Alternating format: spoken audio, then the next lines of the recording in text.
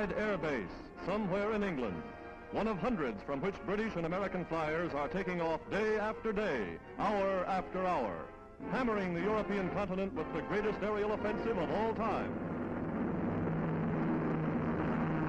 American-built bombers roaring across the channel, turret guns ready, ships loaded with bombs for a raid on military objectives in Nazi-held France.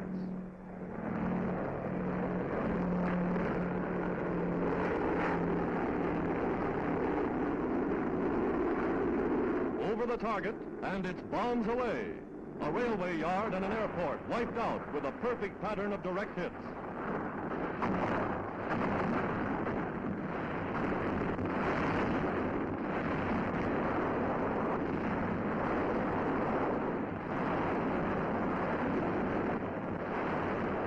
Mission a success, they turn for home. On the way, they pass fresh squadrons of flying forts bound for other targets, keeping up the incessant pounding day and night.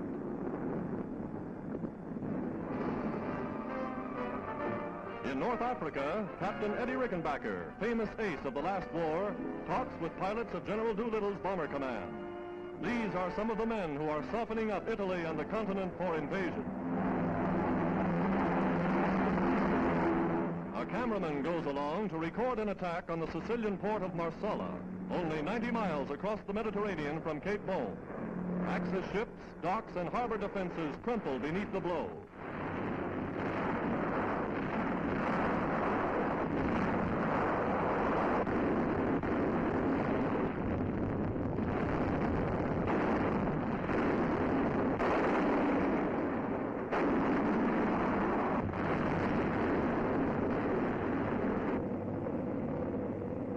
The squadron returns to its base. Many a plane brings home evidence of enemy fire, but every Allied ship came back.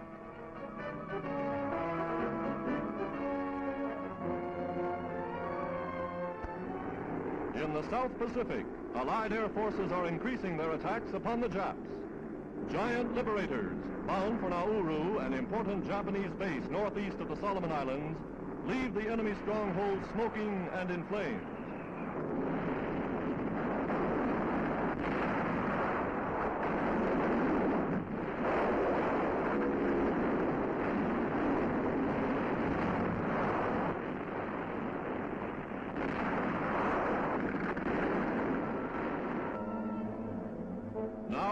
Two in the bleak, barren Aleutians. Here, more than 2,000 miles from the United States, planes lead the way in the drive that blasts the Japs from the island.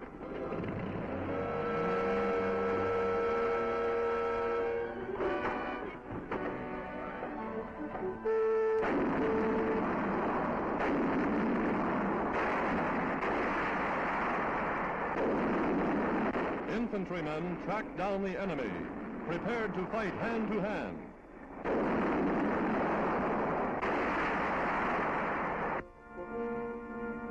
The result? The Japanese garrison wiped out. American casualties are few. Today, United States forces control this strategic stepping stone to Tokyo. United States bombers race for Kiska, only 170 miles from Attu. Kiska, last Japanese-held island in the North Pacific.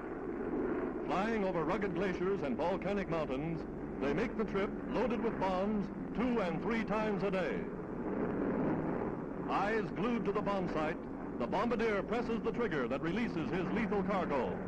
The target, a submarine base and airdrome.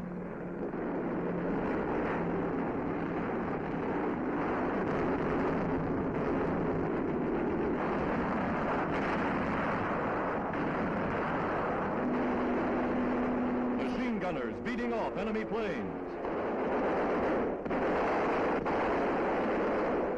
Now diving for a low-level attack.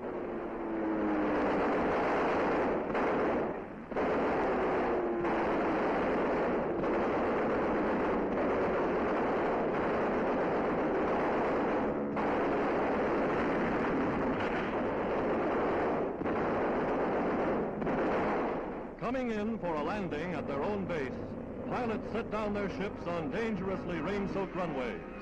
From the Arctic Circle to the Mediterranean, Allied air forces are bringing the war home to the enemy.